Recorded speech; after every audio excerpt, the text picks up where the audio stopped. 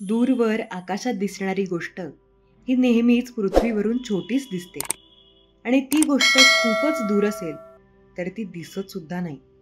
आता या संकल्पनेवरून आपल्याला ठरवायचं आहे की आपल्याला न दिसणाऱ्या देवाला त्या आकाशात पाहायचं आहे की देवाला विशाल रूपात स्वतःच्या हृदयात पाहायचं आहे. श्री स्वामी समर्थ. जय जय स्वामी समर्थ. नमस्कार प्रिय स्वामी भक्तांनो, स्वागत आहे तुमचं आपल्या SC मराठी चॅनलवर. देवाची भक्ती आणि देवाची भीती या दोन्ही गोष्टी मानवाचा उद्धार होण्यासाठी तंतोतंत आवश्यक असतात. बहुतांश व्यक्ती अशा असतात ज्या एखाद्याच्या व्यसनाची शिकार होतात. त्यांना वाटते की अमुक दिवशी आपण हे व्यसन सोडू, पण असे करू शकत नाहीत. असे करता करता त्यांचे आयुष्य निघून जाते. जर आपल्याला स्वतःमध्ये बदल घडवायचा असेल तर सुरुवात आजपासूनच करावी. देवाचे आशीर्वाद नेहमीच त्यांच्यावर राहावेत अशी प्रत्येकाची इच्छा असते. देव त्याच्यावर रागावू नये यासाठी व्यक्ती दररोज प्रार्थना करते, मंत्रजप करते, अन्नदान करते आणि इतर अनेक उपाय देखील करते. त्याला त्याच्या सर्व प्रयत्नांनी देवाची प्राप्ती करायची आहे. काही लोक असे असतात जे इतरांशी दयाळू असतात. त्यांना इतरांची काळजी आहे, म्हणूनच ते मानवी सेवेला महत्त्व देतात. ते दुःखी लोकांना प्रेम देतात आणि संकटात सापडलेल्यांना मदत करतात. आता प्रश्न असा आहे की देवाला कोणत्या प्रकारचे लोक आवडतात? तुम्हाला कोणत्या प्रकारचे लोक आवडतात? एका देवदूताची आणि एका संताची ही प्रेरणादायी कहाणी वाचून तुम्हाला या प्रश्नाचे उत्तर मिळू शकेल. चला, ही प्रेरणादायी कथा वाचूयात. कधी कधी संत एका देवदूताला भेटतो. त्या देवदूताच्या हातात एक कागद होता. त्याने देवदूताला विचारले की ते काय आहे, आणि देवदूताने त्याला सांगितले की ते देवावर प्रेम करणाऱ्या लोकांची यादी आहे. त्या संताने विचारले की माझेही नाव त्यात आहे का? देवदूत म्हणाला, त्यात तुझे नाव नाही. संत म्हणाले, तुम्ही बरोबर आहात. मी देवाची पूजा करण्यात खूप कमी वेळ घालवतो. मी प्रथम गरीब आणि आजारी लोकांची सेवा करतो आणि जेव्हा मला वेळ मिळतो तेव्हा मी देवाचे ध्यान करतो. दुसऱ्या दिवशी तोच देवदूत संतांच्या झोपडीत येतो. तरीही त्याच्या हातात कागद आहे. संत म्हणाले, जेव्हा माझे नाव तुमच्या यादीत नाही तर तुम्ही इथे येण्याची तसदी का घेतली? देवदूत म्हणाला, आज माझ्याकडे दुसरी यादी आहे. ही देवाला आवडणाऱ्या लोकांची यादी आहे. या यादीत तुमचे नाव पहिल्या क्रमांकावर आहे. देव फक्त त्यांनाच आवडतो जे गरीब, असहाय्य आणि आजारी लोकांची सेवा करतात. बाळा, जीवनात तुझ्याबद्दल कोणी वाईट बोलत असेल तर तो आशीर्वाद समज.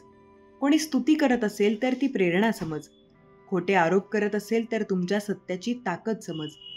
आयुष्याबद्दल कधीही तक्रारी करू नका, कारण तुमचं भविष्य आम्ही लिहिलं आहे आणि काहीही झालं तरी तू तुझं दुःख कोणालाही सांगू नकोस. तुला स्वतःला इतकं बदलायचं आहे की ही दुनिया बघत राहिली पाहिजे. डोकं शांत ठेवा, नाहीतर निर्णय चुकण्याची शक्यता जास्त आहे. लक्षात घे, ज्या माणसाकडे विचारांचा भक्कम पाया नाही त्या माणसाच्या आयुष्याची इमारत ही कधीच उभी राहू शकत नाही. देव आपल्याकडून जे काही घेतो ते दुप्पट करून परत देतो. ह्या वाक्याची तुला प्रचिती लवकरच येईल. जे मिळालं त्याबद्दल कृतज्ञ राहा आणि जे मिळालं नाही त्यासाठी थोडा धीर धर. विहिरीत जाणारी बादली झुकते तर पाणी आणते. आयुष्यात काही मिळवायचं असेल तर नतमस्तक व्हावंच लागेल. जो चिंता करेल तो दुःखी राहील. जो चिंतन करेल तो सुखी होईल. तुम्हाला स्वतःला सुधारावं लागेल. इतर फक्त तुम्हाला मार्ग दाखवू शकतात. एखाद्या गोष्टीसाठी तुम्ही खूप मनापासून प्रार्थना केली होती, ती गोष्ट लवकरच तुमच्या आयुष्यात शक्य होईल. लक्षात ठेव, माणूस स्वतःच त्याच्या नशिबाचा निर्माता आहे. जसे कर्म तसं नशीब.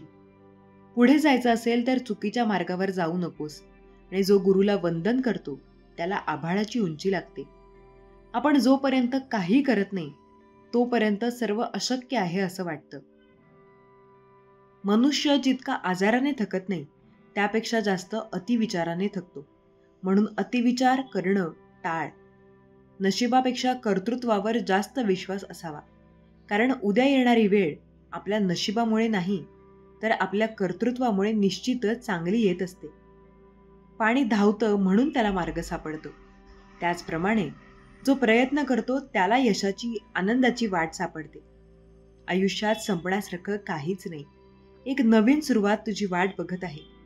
नाही जमणार असा विचार करत बसण्यापेक्षा एकदा करून बघ. एकदा तू करून तर बघ. तुला यशस्वी करण्याची जबाबदारी आमची. कोणाला चुकीचं समजण्या अगोदर एकदा त्याच्या परिस्थितीची काय जाणून घेणं गरजेचं आहे. जर नशीब काही चांगलं देणार असेल तर त्याची सुरुवात कठीण गोष्टीने होते, आणि नशीब जर काही अप्रतिम देणार असेल तर त्याची सुरुवात अशक्य गोष्टीने होते, हे लक्षात ठेवा. बाळांनो, ज्ञानाने आणि मनाने इतकं मोठं व्हा की भाग्यवान या शब्दाचा अर्थ तुमच्याकडे बघून समजावा. अवधूत चिंतन श्री गुरुदेव दत्त. श्री स्वामी समर्थ. जर तुमचा या शक्तीवर विश्वास असेल तर आत्ताच आपल्या चॅनलला सबस्क्राईब करा आणि एक लाईक करायला विसरू नका. ज्यावेळी आपल्या दैनंदिन जीवनात अडचणी आणि संकटांची वाढ होते तेव्हा समजून घ्या की आपली स्वामी सेवा महाराजांचरणी रुजू झाली आहे व त्यांनी आपले प्रारब्ध मिटवण्याचे कार्य आता जलद गतीने सुरू केले आहे. हार मानू नका. माहीत आहे खूप गोष्टी तुमच्या विरुद्ध होत आहेत. वेळ निघून चालली आहे. तुमच्यावर खूप गोष्टींचा ओझा आहे. पण हीच वेळ असते जिथे तुम्ही त्याला सामोरे जाता. यावरून तुमचं पुढचं भविष्य ठरत असतं. कसा मार्ग काढता यावरून तुम्ही कसे पुढे जाल हे ठरत असतं. सोपं कोणासाठीच नसतं. हार मानून विषय कधीच संपत नाही, हे कायम लक्षात ठेवा. झोपा, कारण जागून प्रश्न सुटत नाहीत. कारण फक्त विचार करून मार्ग निघत नाहीत. आणि आयुष्य नावाचा प्रवास संपण्याआधी भरपूर जगून घ्या. थोडं स्वतःसाठी आणि थोडं इतरांसाठी. प्रत्येक क्षणाचा आनंद घेऊन जगा. कारण गेलेली वेळ परत येत नाही आणि येणारी वेळ कशी असेल हे सांगता येत नाही. जेव्हा अंधार होतो तेव्हा प्रकाशाची खरी किंमत कळते. म्हणून आयुष्यामध्ये दुःख असावे तेव्हाच सुखाची किंमत कळते. संयम ठेवा. कधी कधी चांगलं घडण्यासाठी तुम्हाला वाईट परिस्थितीतून जावंच लागतं. नशिबाचं दार कधीच आपोआप उघडत नसतं. मेहनत करूनच उघडावं लागतं. लक्षात घ्या, लाखो क्षण अपूर्ण पडतात. आयुष्याला दिशा देण्यासाठी आपली एक चूक कारणीभूत ठरते. दिशाहीन करण्यासाठी किती कष्ट घ्यावे लागतात यशाचं शिखर चढण्यासाठी. क्षणभराचा गर्व कारणीभूत ठरतो वरून खाली पडण्यासाठी. म्हणून गर्वापासून दूर राहा. निर्णय म्हणजे आयुष्यातील तोल आहे. एकदा का तोल चुकला की आयुष्य चुकायला वेळ लागत नाही. निर्णय घेताना सावध राहूनच निर्णय घ्या. जर आपल्या वेदना कमी करायच्या असतील तर 3 गोष्टी शिकल्या पाहिजेत. काहीही आपलं नाही, काहीही आपलं नव्हतं आणि काहीही आपलं राहणार नाही. थोडंसं बोलायला शिका, कारण अन्याय हा नेहमी शांत व्यक्तीवर होत असतो.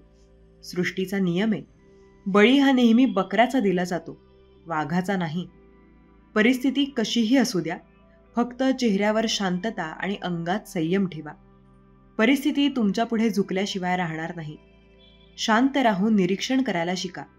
प्रत्येक गोष्टीवर प्रतिक्रिया देणं गरजेचं नाही. विश्वास ठेवा, स्वामींची योजना सर्वोत्तम असते.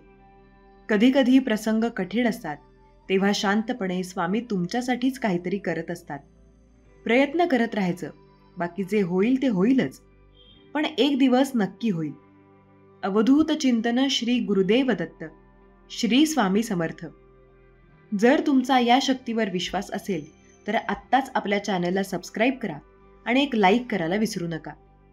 लक्षात ठेवा, तुमचं एक लाईक प्रेरणा देतं आणखी स्वामी संदेश बनवण्यासाठी. बाळा, लोक रंग बदलतात, पण मी माझ्या भक्तांची अवलंबून नसतो. मी वेळ बदलतो. त्यामुळे विश्वास ठेवा, आपल्याकडे काय आहे किंवा आपण कोण आहोत त्यावर सुख कधीच अवलंबून नसतं. आपल्या मनात कोणते विचार चालू आहेत यावर अवलंबून असतं. लक्षात ठेवा, उगवणाऱ्या सूर्याचे आणि पळणाऱ्या घोड्याचे चित्र भिंतीवर लावून प्रगती होत नसते. प्रगती करण्यासाठी सूर्योदयाच्या आधी उठून घोड्याच्या वेगाने कष्टाची दौड करावी लागते. बाळा, सर्वात मोठं यश हे सर्वात मोठ्या निराशेनंतर मिळतं. त्यामुळे असा खचून जाऊ नकोस. चांगल्याच्या मागे कोण नाही जात, वाईटाच्या मागे सगळे पडतात. दारू विकणारा कुठेही जात नाही, पण दूध विकणाऱ्याला एक एक गल्ली फिरावी लागते. जगाच्या रंगमंचावर असं वावरा की तुमची भूमिका संपल्यानंतरही टाळ्या वाजल्या पाहिजेत. प्रयत्न सोडू नका. आजचा दिवस जर आपल्या मनासारखा नाही गेला तर काय झालं? उद्याचा दिवस नक्कीच तुमच्या मनासारखा असेल. एकदा की योग्य वेळ आली की तुझी कामे पटापटा होतील. ती वेळ मात्र यावी लागेल. त्याच्या अगोदर तू कितीही प्रयत्न केलेस तरी ती वेळ योग्य नसते म्हणून काम होत नाही. तुझा माझ्यावरचा विश्वास खरा आहे की स्वाती, हे मी तुला पाहण्यासाठी तुला त्या परिस्थितीमध्ये घातलेलं असतं. आता तू पुढे हो, तुझी वेळ निश्चित बदलेल. नशिबाचे सगळे फासे आपल्या मनाप्रमाणे पडतील असं नाही, पण जसे पडतील त्या परिस्थितीत आयुष्याचा डाव जिंकण्याची जिद्द असावी. एकदा संत श्रेष्ठ तुकाराम महाराज बसले होते. तेवढ्यात त्यांचा एक स्वभावाने रागीट असलेला शिष्य आला आणि म्हणाला, महाराज, तुम्ही सर्वांशी एवढे गोड कसे वागता? तुम्ही ना कुणावर चिडता किंवा कुणाचे वाईट चिंतित नाही. याचे रहस्य काय आहे? महाराज म्हणाले, मला माझ्या रहस्यांबद्दल तर माहीत नाही, पण मला तुझे रहस्य तर माहिती आहे. शिष्याने आश्चर्याने विचारले, माझे रहस्य काय आहे महाराज? यावर तुकाराम महाराज दुःखी होत म्हणाले, 7 दिवसांत तुझा मृत्यू होणार आहे. गुरुच्या मुखातून हे शब्द ऐकताच शिष्य उदास होऊन गेला. यानंतर शिष्याच्या स्वभावात एकदम बदल झाला. तो सर्वांशी प्रेमाने भेटायचा, कुणावरच क्रोध करत नव्हता. आपला पूर्ण वेळ ध्यान आणि पूजेत घालवू लागला. आतापर्यंत ज्यांच्याशी तो वाईट वागला अशा सर्वांकडे तो गेला आणि माफी मागितली. 7 दिवसांनंतर जेव्हा तो शिष्य संत तुकारामांना भेटायला गेला तेव्हा महाराज म्हणाले, तुझे मागचे 7 दिवस कसे गेले? तू आधीसारखाच लोकांवर नाराज झालास, त्यांना अपशब्द बोललास की एखाद्यावर रागावलास? शिष्य म्हणाला, बिलकुल नाही. माझ्याजवळ आयुष्यातील फक्त 7 दिवस होते. मी ते व्यर्थ गोष्टींमध्ये कसे घालवू शकलो असतो? मी सर्वांशी प्रेमाने भेटलो आणि ज्यांना दुःख दिले त्यांची माफीही मागितली.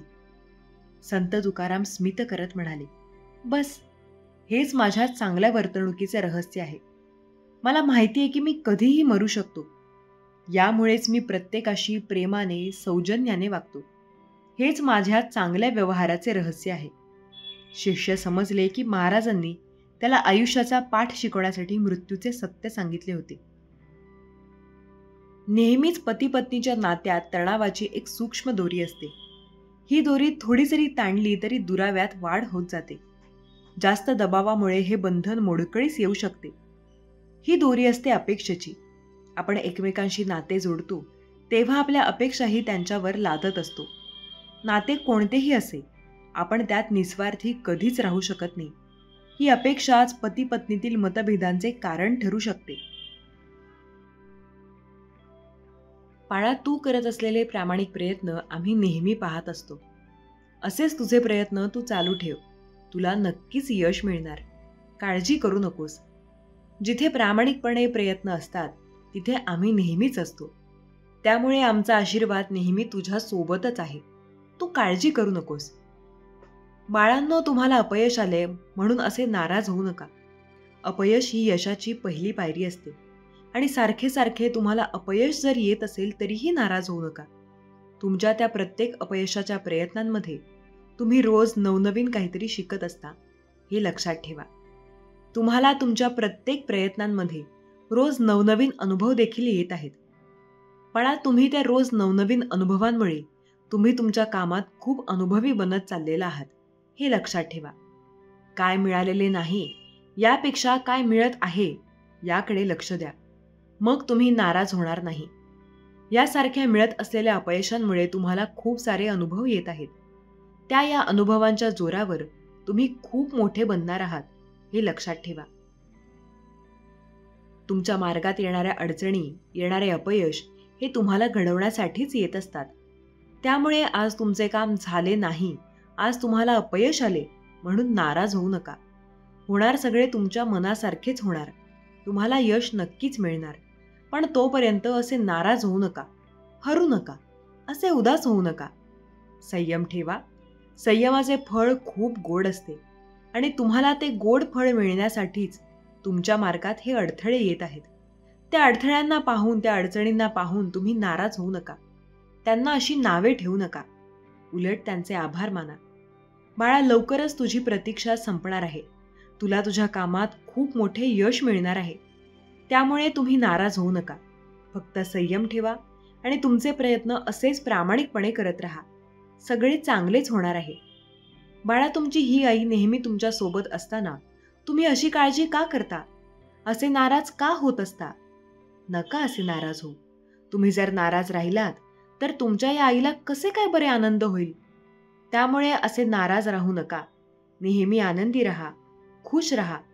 तुम्हाला मिळालेल्या या मनुष्य जन्माचा तुम्ही आनंदाने स्वीकार करा आणि प्रत्येक अडचणींना पार करून आनंदाने तुमचे ध्येय गाठा.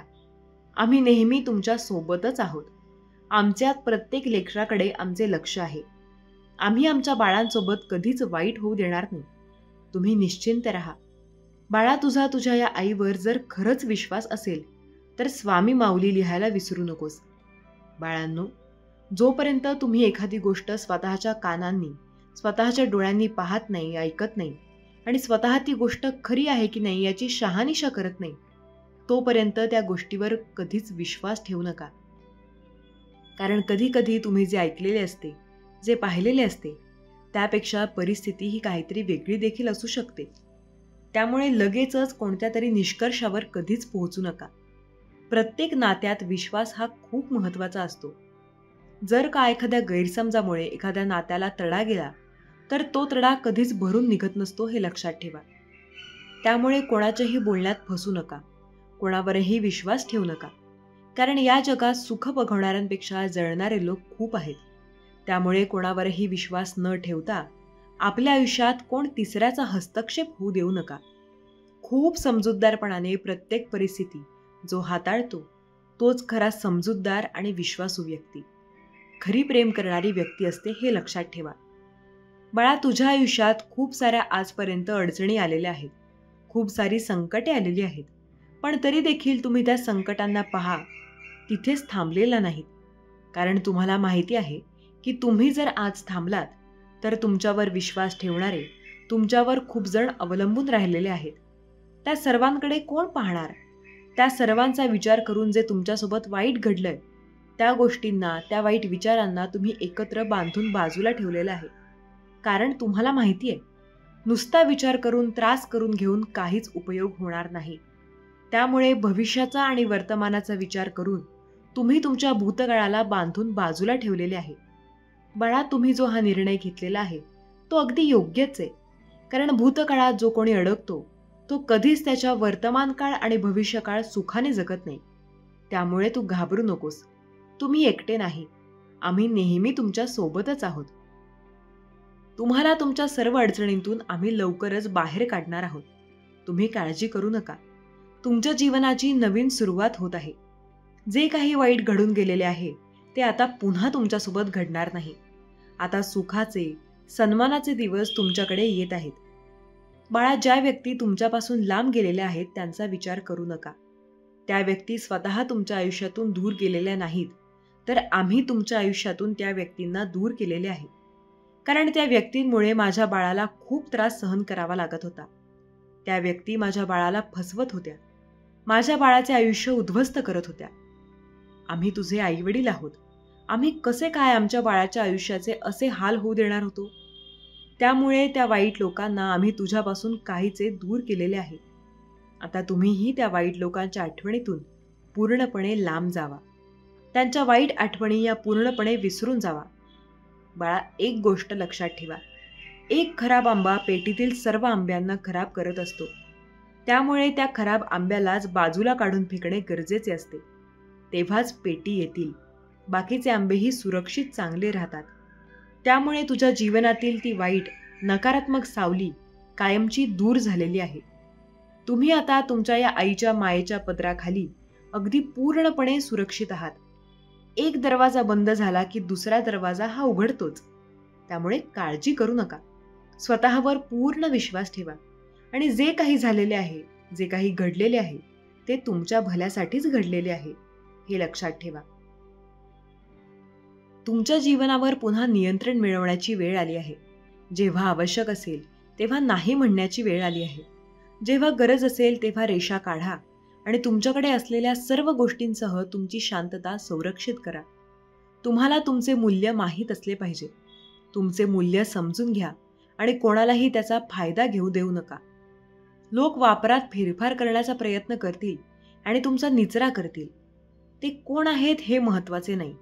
ते कुटुंबातील मित्र आहेत की सहकारी आहेत. जर ते देत आहेत त्यापेक्षा जास्त घेत असतील तर थांबण्याची वेळ आली आहे.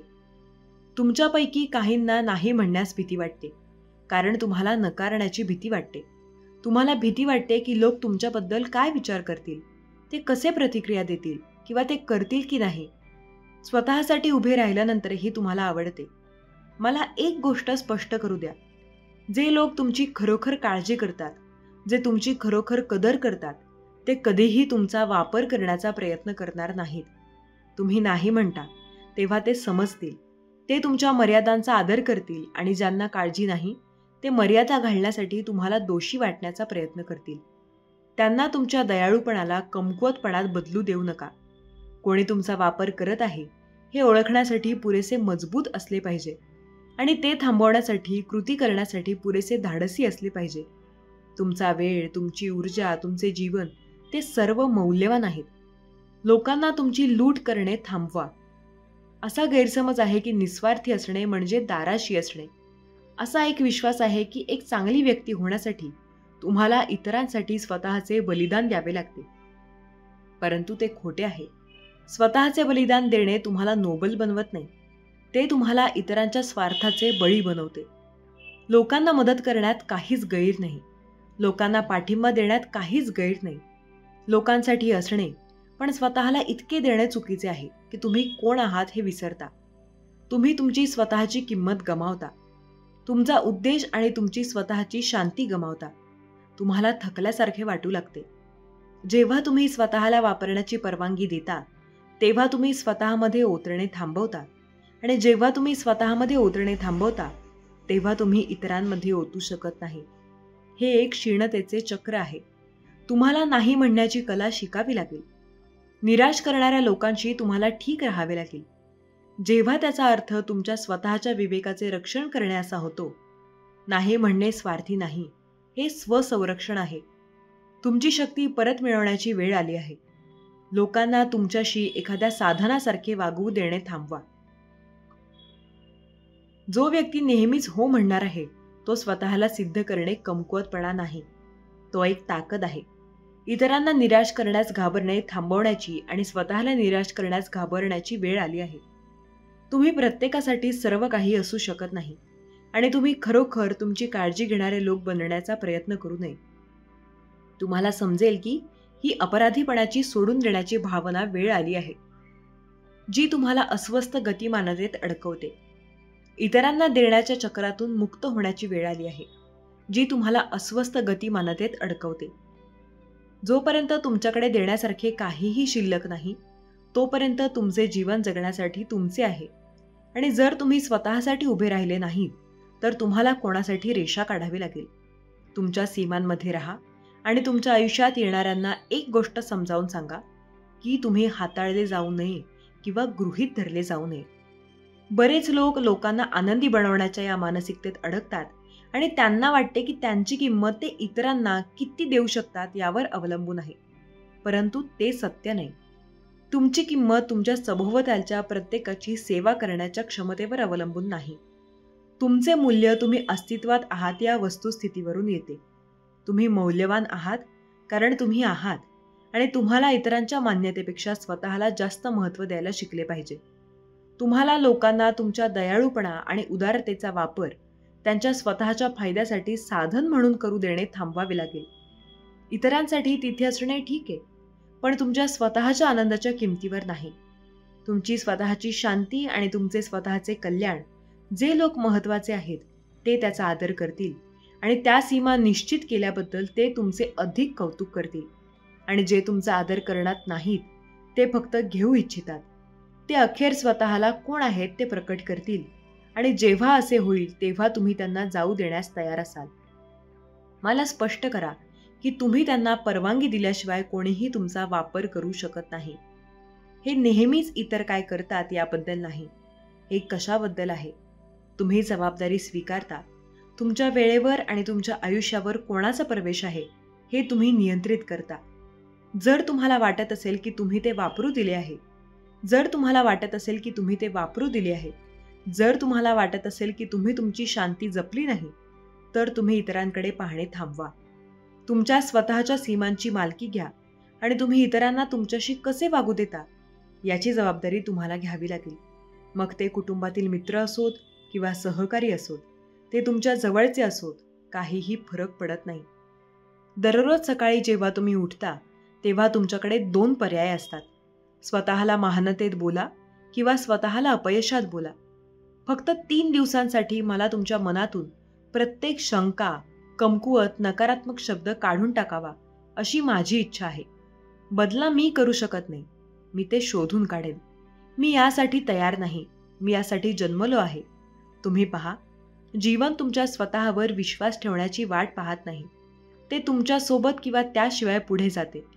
जर तुम्ही तुमच्या डोक्यातील तो आवाज नियंत्रित केला नाही, तर कोणीतरी दुसरेच सांगेल. समाज तुम्हाला सांगेल की तुम्ही पुरेसे नाही आहात. लोक तुम्हाला एका चौकटीत ठेवण्याचा प्रयत्न करतील. पण सर्वात धोकादायक आवाज, ज्यामध्ये सर्वात जास्त शक्ती आहे, तो तुमचा आहे. तुम्ही स्वतःला तयार करू शकता किंवा तुम्ही स्वतःला तोडू शकता. आणि जर तुम्ही आत्ता ऐकत असाल तर मला माहीत आहे की तुम्ही 3 दिवस तयार करण्यास तयार आहात. मी 3 दिवस स्वतःमध्ये जीवन बोलण्यास सांगतो. परिणाम पाहण्यापूर्वी 3 दिवस विश्वास ठेवा आणि मी तुम्हाला वचन देतो की 3 दिवसांनंतर तुम्ही कधीही पूर्वीच्या स्थितीत परत जाणार नाही. फक्त एकच प्रश्न आहे की तुम्ही स्वतःच्या सर्वात मजबूत आवृत्तीला भेटण्यास तयार आहात का? जर तसे असेल तर स्वतःशी असे बोला. प्रत्येक वेळी त्याबद्दल विचार करा. एखाद्या दिवशी तुम्ही दुसऱ्या माणसाशी एकही शब्द बोलण्यापूर्वी स्वतःशी संवाद साधता. जागे झाल्यापासून तुमच्या डोक्यातला तो आवाज बोलू लागतो. तो तुम्हाला सांगतो की तुम्ही कोणत्या प्रकारचा दिवस येणार आहात, ते तुम्हाला कसे वाटते, तुम्ही काय सक्षम आहात आणि तुम्ही जगाला तोंड देण्यासाठी तयार आहात की नाही हे सांगते. तो आवाज शक्तिशाली आहे. परंतु ही समस्या बहुतेक लोकांना कळत नाही की त्यांचे स्वतःचे सर्वात वाईट शत्रू आहेत. त्यांना हे समजत नाही की ते स्वतःला जे शब्द बोलतात ते त्यांच्या वास्तवाला आकार देतात. तुम्ही कधी लक्षात घेतले आहे का की काही लोक नेहमीच आत्मविश्वासू दिसतात, नेहमीच तयार असतात, नेहमीच जिंकतात असे वाटतात? असे नाही. कारण ते भाग्यवान असतात, अधिक हुशार असतात, कारण त्यांनी स्वतःशी ज्या पद्धतीने बोलतात त्यावर प्रभुत्व मिळवले आहे. ते जगाने त्यांना सांगण्याची वाट पाहत नाहीत. ते महान आहेत. ते प्रामाणिकपणाची वाट पाहत नाहीत. ते मंजुरीची वाट पाहत नाहीत. ते जागे होतात आणि म्हणतात की मला हे मिळाले आहे. ते स्वतःला सांगतात की मी यासाठी बांधले आहे आणि ते त्यावर विश्वास ठेवतात. कारण त्यांनी त्यांच्या मनाला आता काहीही कमी स्वीकारण्यास प्रशिक्षित केले आहे. चला दुसऱ्या बाजूला पाहूयात. जे लोक संघर्ष करतात, जे नेहमीच शंका घेतात, नेहमीच संकोच करतात, नेहमीच पुढचा निर्णय घेण्यास घाबरतात, पाऊल काय फरक आहे ते त्यांचे कौशल्य नाही, तर त्यांची क्षमता नाही, तर त्यांचा आवाज आहे. ते जागे होतात आणि लगेच स्वतःला फाडून टाकू लागतात. मी खूप थकलो आहे. मला माहीत आहे की मी हे करू शकतो का? जर मी अयशस्वी झालो आणि दुसऱ्याच वेळी ते शब्द त्यांच्या तोंडातून बाहेर पडले, जरी त्यांच्या मनात असले तरी त्यांची वास्तविकता त्यांच्याशी जुळते. कारण तुम्हाला हे समजून घेणे आवश्यक आहे की तुमचे शब्द तुमचे जग तयार करत असतात. ज्या प्रकारे तुम्ही स्वतःशी बोलता ते सर्व गोष्टींचा पाया आहे. तुमच्याकडे जगातील सर्व प्रतिभा असू शकते, परंतु जर तुम्ही स्वतःला सांगितले की तुम्ही पुरेसे नाही आहात, तर तुम्ही कधीही तुमच्या पूर्ण क्षमतेपर्यंत पोहोचू शकणार नाही. तुमच्यासमोर प्रत्येक संधी असू शकते, परंतु जर तुमचा आतील आवाज संशयाने भरलेला असेल तर तुम्ही कधीही यशस्वी होण्यासाठी आवश्यक जोखीम घेणार नाही. जरी जग तुमच्या विरोधात असले तरीही, जरी शक्यता जास्त असली तरीही, कोणीही तुमच्यावर विश्वास ठेवत नसले तरीही, जर तुम्ही तुमच्यावर विश्वास ठेवला, तर तुम्ही स्वतःशी बोललात, तर तुम्ही कधीही यशस्वी होण्यासाठी आवश्यक जोखीम घेणार नाही. चॅम्पियनसारखे तुम्हाला काहीही थांबवू शकत नाही. आणि मला माहीत आहे की तुमच्यापैकी काही जण विचार करत आहेत, पण ते इतके सोपे नाही. तुम्ही बरोबर आहात. सोपे नाही, पण ते सोपे आहे. तुम्हाला निवड करावी लागेल. पुढच्या वेळी तुम्ही म्हणता तेव्हा स्वतःला कृतीत पकडायला सुरुवात करावी लागेल. मी हे करू शकत नाही. ते लगेच थांबवा. ते लगेच बदला. जेव्हा तुम्ही स्वतःला असे म्हणताना ऐकाल की मी पुरेसे चांगले नाही, तेव्हा मी हे समजून घेईन. ते बंद करा. ते पुरेसे आहे असे बदला. कारण प्रत्येक वेळी तुम्ही नकारात्मक विचारांना मूळ धरू देता. तेव्हा तुम्ही अपयशाचे बीज पेरता. परंतु प्रत्येक वेळी तुम्ही शक्ती बोलता जेव्हा तुम्ही विजेत्याची मानसिकता निर्माण करता. महान खेळाडूंकडे पहा. सर्वात यशस्वी व्यावसायिक लोक, जगातील सर्वात शक्तिशाली नेते. तुम्हाला वाटते की त्यांना कधीही शंका नव्हती. अर्थातच त्यांनी ते केले. फरक असा आहे की त्यांनी त्या शंकांना त्यांच्यावर नियंत्रण ठेवू दिले नाही. त्यांनी त्यांचे मन प्रशिक्षित केले. त्यांनी त्यांच्या डोक्यात एक आवाज इतका मजबूत बनवला की बाहेरचा कोणताही आवाज त्यांना हलवू शकला नाही. आणि तुमच्या मनाचे रक्षण करण्यासाठी तुम्हाला हेच करायचे आहे. जसे की ही तुमच्या मालकीची सर्वात मौल्यवान वस्तू आहे. कारण तुम्ही कोणालाही तुमच्या घरात घुसून ते योग्यरित्या नष्ट करू देणार नाही. म्हणून तुम्ही नकारात्मक स्व बोलण्याला तुमचे भविष्य का नष्ट करू देता? तुम्ही शंका की भीती आणि असुरक्षिततेला तुमच्या मनात जागा घेऊ देता. नियंत्रण घेण्याची वेळ आली आहे. तुमचा आवाज शस्त्रासारखा वागवण्याची आणि स्वतःला तोडण्याऐवजी स्वतःला तयार करण्यासाठी त्याचा वापर करण्याची वेळ आली आहे. खाली आणि पुढील 3 दिवसांसाठी आव्हान आहे. तुम्ही स्वतःला म्हणता त्या प्रत्येक शब्दाबद्दल तुम्ही जाणीवपूर्वक बोलले पाहिजे. मी आता करू शकत नाही. मी आता पुरेसे चांगले नाही. आता आणखी काही सबबी नाहीत. फक्त असे शब्द जे तुम्हाला पुढे ढकलतात. फक्त असे शब्द जे तुम्हाला मजबूत बनवतात. फक्त असे शब्द जे तुम्हाला हवे असलेले भविष्य घडवतात. कारण एकदा तुम्ही तुमच्या आवाजावर प्रभुत्व मिळवले की तुम्ही तुमच्या जीवनावर प्रभुत्व मिळवता. 3 दिवस स्वतःकडे पाहण्याचा दृष्टिकोन बदलण्यास सुरुवात करण्यासाठी एवढेच लागते. तुम्ही ज्या पद्धतीने हालचाल करता आणि तुम्ही काम करता, फक्त 72 तासांचे लक्ष केंद्रित केलेले हेतुपुरस्सर प्रयत्न एक असा शक्तिशाली बदल घडवू शकतात की तुम्ही कधीही पूर्वीच्या मार्गावर परत जाणार नाही. बहुतेक लोकांना वाटते की बदलाला वर्षे लागतात. परिवर्तन ही एक दीर्घ प्रक्रिया आहे, परंतु ते चुकीचे आहेत. सत्य हे आहे की त्यासाठी फक्त 3 दिवस पूर्ण शिस्तीची आवश्यकता आहे. 3 दिवस स्वतःशी विजेत्यासारखे बोलणे, विजेत्यासारखे विचार करणे, विजेत्यासारखे वागणे आणि तुम्ही आता पुन्हा कधीही स्वतःला स्थिर होऊ देणार नाही. तुमचे मन वर्षानुवर्ष नकारात्मक स्वार्थाच्या गप्पांनी ग्रासले आहे. शंकांची वर्षे, भीती. तुम्ही स्वतःला शक्यतांपेक्षा मर्यादांवर विश्वास ठेवण्याचे प्रशिक्षण दिले आहे. तुम्ही स्वतःला यशापूर्वी अपयशाची अपेक्षा करण्यासाठी प्रोग्राम केले आहे.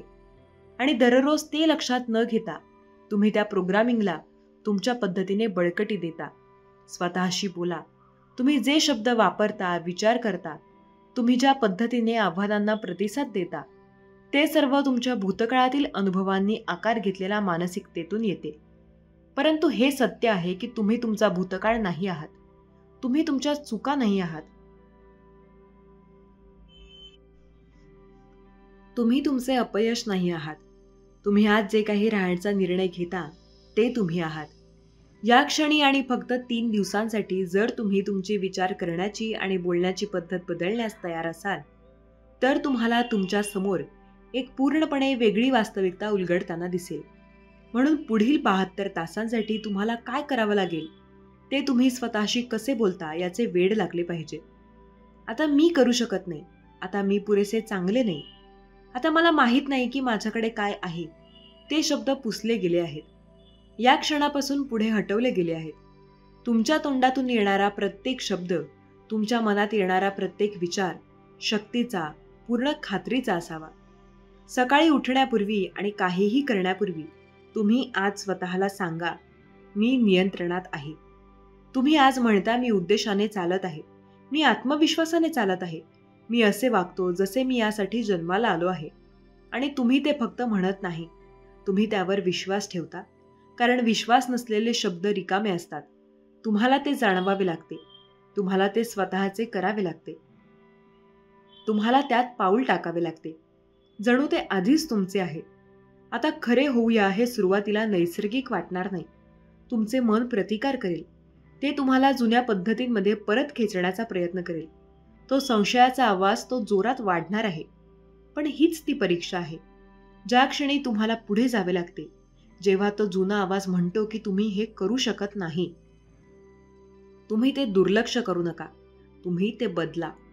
तुम्ही म्हणता की मी हे करू शकतो, मी यासाठी बांधले गेले आहे, काहीही मला थांबवत नाही. आणि तुम्ही पहिल्या दिवसाच्या अखेरीस पुढे जात राहता. तेव्हा तुम्हाला बदल जाणवू लागेल.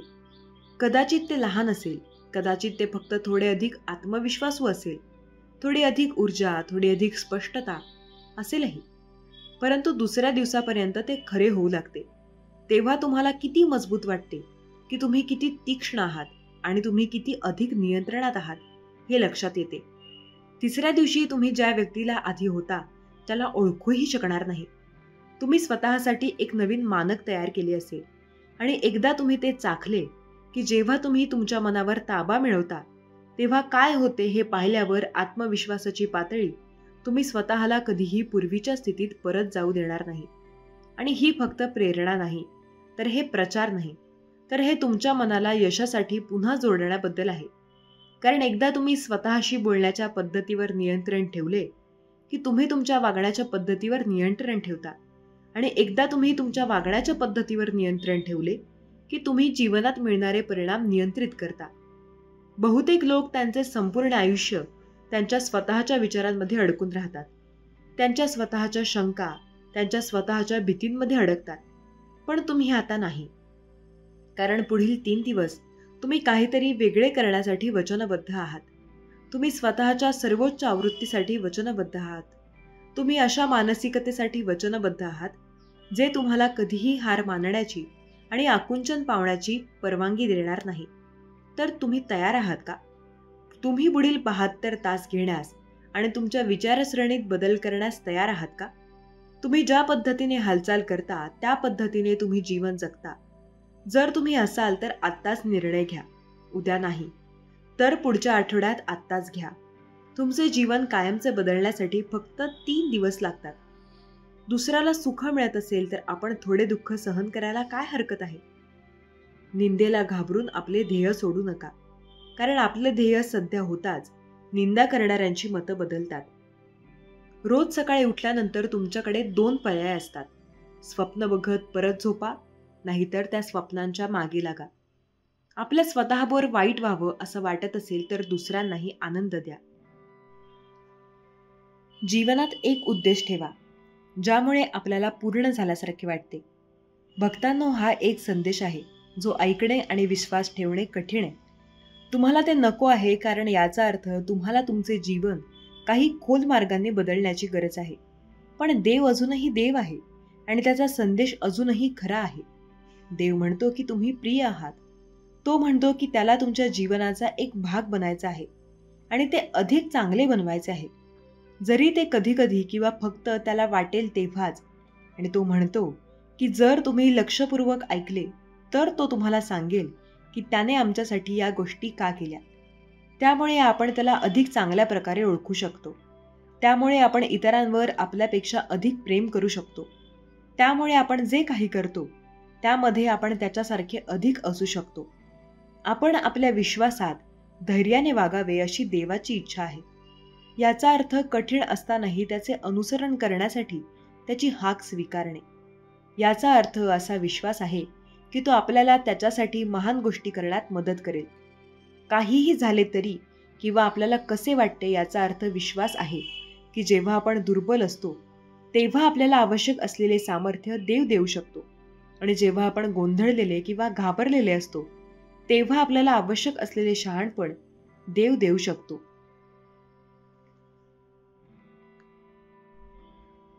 देवाने आपल्याला त्याचे वचन दिले आहे, जे आपल्यावरील त्याच्या प्रेमाची आणि पृथ्वीवरील आपल्या जीवनासाठी त्याच्या योजनेची कथा आहे. देवाला आपल्याकडून काय हवे आहे आणि तो आपल्यावर का प्रेम करतो हे आपल्याला समजावे म्हणून हा संदेश त्याने पाठवला आहे. हा संदेश ऐकून तुम्ही घाबरू नका किंवा गोंधळूनही जाऊ नका. हे सत्य आहे आणि तेच तुम्हाला ऐकण्याची गरज आहे. देवाची इच्छा आहे की तुम्ही हे जाणून घ्यावे की त्याचे तुमच्यावर प्रेम आहे आणि तो तुम्हाला मदत करू इच्छितो. जर कोणी तुमच्यासाठी काही चांगले करत असेल तर त्यांना सांगा की त्यांनी तुमच्याशी कसे वागणे किती अर्थपूर्ण आहे. कारण ते इतरांबद्दल तसेच स्वतःबद्दल त्यांची दयाळूपणा दर्शवते. त्याला तुमच्यातील चांगल्या गोष्टींमुळे तुमचा मित्र व्हायचे आहे, वाईटामुळे नाही. तो तुमच्यावर प्रेम करतो, म्हणून तुम्ही जे काही बनू शकता ते बनण्यास त्याला मदत करायची आहे.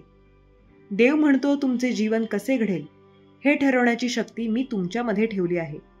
तुम्ही आनंदी किंवा दुःखी, यशस्वी किंवा अयशस्वी, निरोगी किंवा आजारी, उत्पादक किंवा आळशी इत्यादी निवडू शकता.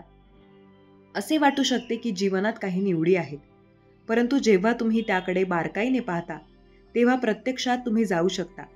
अशा असंख्य दिशानिर्देश आहेत. आपण सर्वांनी आपल्या जीवनात दररोज निवडी केल्या पाहिजेत.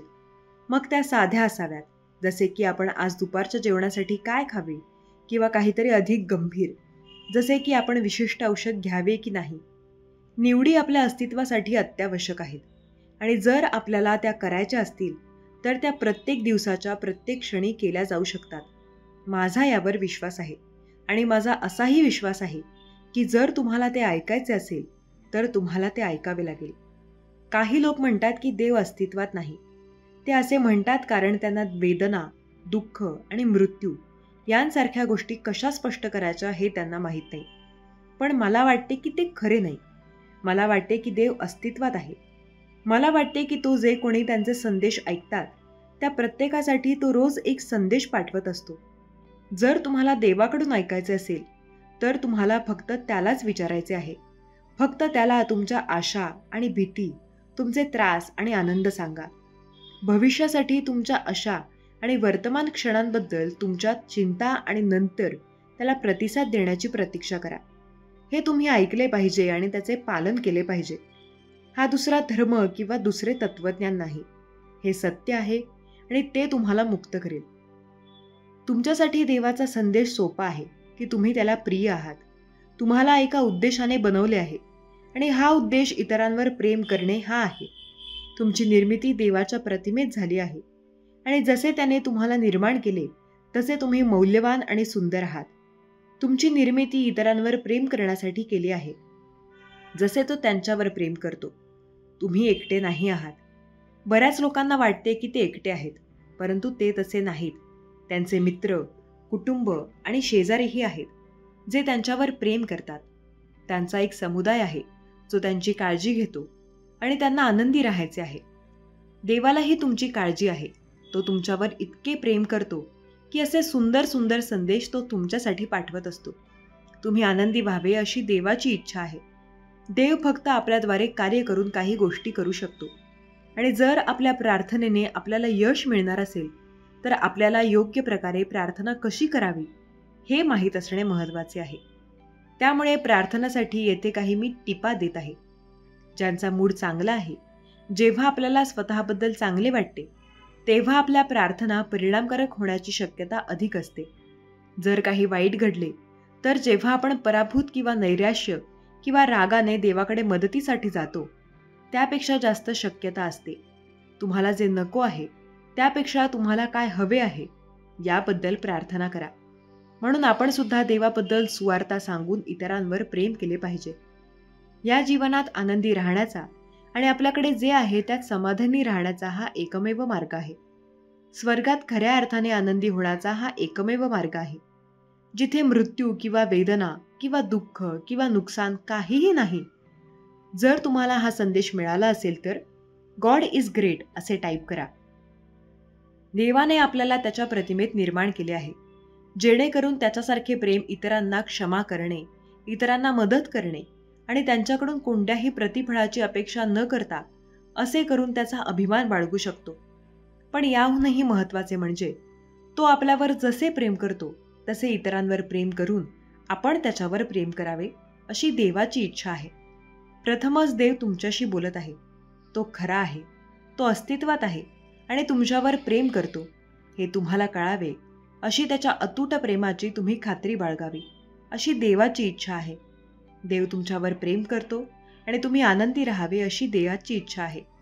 देव सदैव तुमच्या पाठीशी आहे हे सांगण्यासाठी मी येथे आहे. तुमचा दिवस कितीही वाईट असला तरी देव तुम्हाला कधीही सोडणार नाही. त्याला तुमच्याकडून ऐकायचे आहे आणि गोष्टी चुकीच्या घडत असताना तो कशी मदत करू शकतो हे जाणून घ्यायचं आहे. हे विसरणं सोपं आहे कारण आपण सर्वजण आपल्या स्वतःच्या जीवनात इतके व्यस्त आहोत की आपण दुसऱ्या व्यक्तीचे दुःख किंवा संघर्ष पाहू शकत नाही. दुःख भोगावे अशी देवाची इच्छा नाही. जर आपण परमेश्वराचा शोध घेतला तर तो आपले मार्ग निर्देशित करेल आणि आपली पावले दृढ करेल. जर आपण त्याच्यावर विश्वास ठेवू तो आपल्या अंधारातून मार्ग दाखवेल आणि आम्हाला वाहत्या पाण्यात सुरक्षितपणे घेऊन जाईल.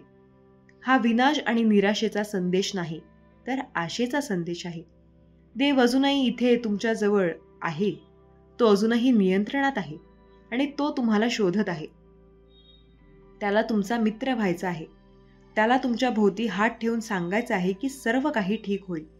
देव तुमची वाट पाहत आहे. आपण ज्या जीवनासाठी तयार केले होते ते जगण्यास सुरुवात करण्यास उशीर झालेला नाही. देवाने आपल्याला समाजात राहण्यासाठी आणि एकमेकांवर प्रेम करण्यासाठी आणि सेवा करण्यासाठी निर्माण केले आहे. खरं तर देव प्रेम आहे. आपण आनंदी आणि पूर्ण व्हावे अशी देवाची इच्छा आहे. पण फक्त आमचे सर्वोत्तम प्रयत्न करणे पुरेसे नाही. ते कसे करावे हे आपल्याला माहीत असणे आवश्यक आहे.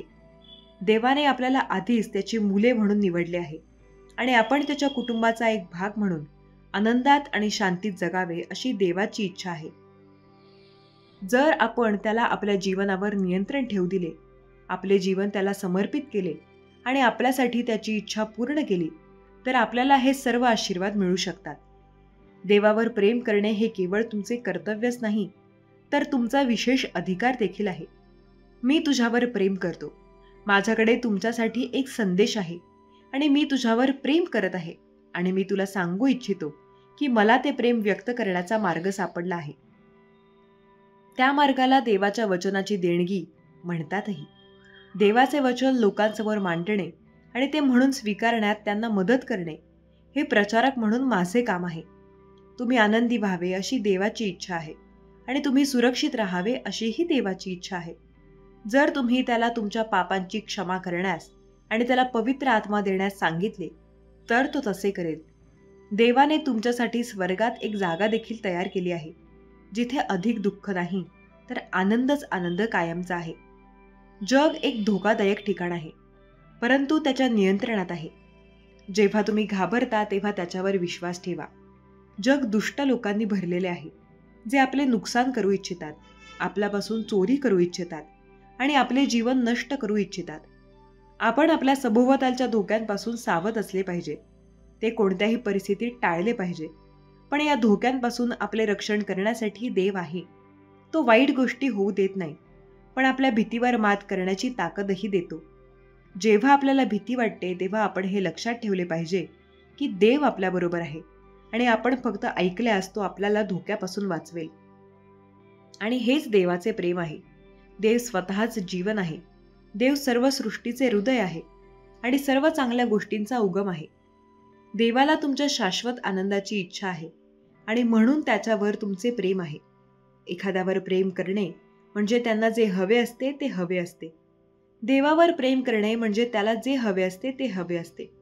म्हणूनच आपण नेहमी आपल्या प्रभूंची आपल्याकडून काय इच्छा आहे हे जाणून घेण्याचा प्रयत्न केला पाहिजे आणि नंतर आपल्या जीवनात त्याच्या योजनेसाठी स्वतःला पूर्णपणे सोडून दिले पाहिजे. कारण देवाने तुमच्या तारणासाठी त्याच्या योजना अगोदरच सांगितल्या आहेत, जेणेकरून स्वइच्छेने स्वतःलाही त्याच्या स्वाधीन करून त्याच्या कृपेचे आणि दयेचे पात्र आहोत. तुमच्याबद्दल सर्व काही माहीत आहे. तो तुमच्यावर प्रेम करतो आणि तुमची काळजी करतो. तुमच्या जीवनात काही झाले तरी तुम्ही त्याच्यावर विश्वास ठेवू शकता आणि तुमच्या मार्गात जे काही होईल येईल त्यात तुम्हाला मदत करू शकतो. आणि दुसरा संदेश असा आहे की तो इतर सर्वांवर देखील प्रेम करतो. ते सर्व त्याच्यासाठी महत्त्वाचे आहेत आणि त्याला त्यांची किती काळजी आहे हे त्यांना कळावे अशी देवाची इच्छा आहे. जर तुम्हाला आयुष्यामध्ये जास्त संघर्ष करावा लागत असेल तर स्वतःला खूप नशीबवान समजा. कारण देव त्यांनाच आयुष्यात संघर्ष करायची संधी देतो ज्यांच्यामध्ये ती झेलण्याची क्षमता आहे. जर कोणी तुमचं मन तोडलं तर निराश होऊ नका, कारण हा निसर्गाचा नियमच आहे. ज्या झाडावर गोड फळं असतात त्याच झाडावर जास्त दगड मारले जातात. मी बघितलंय की आपण जेवढी जास्त मेहनत करतो तितकं आपलं भाग्य आपल्याला साथ देत असतं. प्रत्येक दुःख आपल्याला एक नवा धडा शिकवतं आणि प्रत्येक धडा माणसाला बदलत असतो. संयम ठेव, तुझी वेळ पण लवकरच येणार आहे. चांगल्या माणसांना चांगल्या गोष्टी उशिराच मिळतात. संयम ठेव, तुझी वेळसुद्धा लवकरच येणार आहे. स्वामी भक्तांनो, हा संदेश आवडला असेल तर व्हिडिओला लाईक करा. हा संदेश शेवटपर्यंत पाहिल्याबद्दल धन्यवाद. श्री स्वामी समर्थ. जय जय स्वामी समर्थ.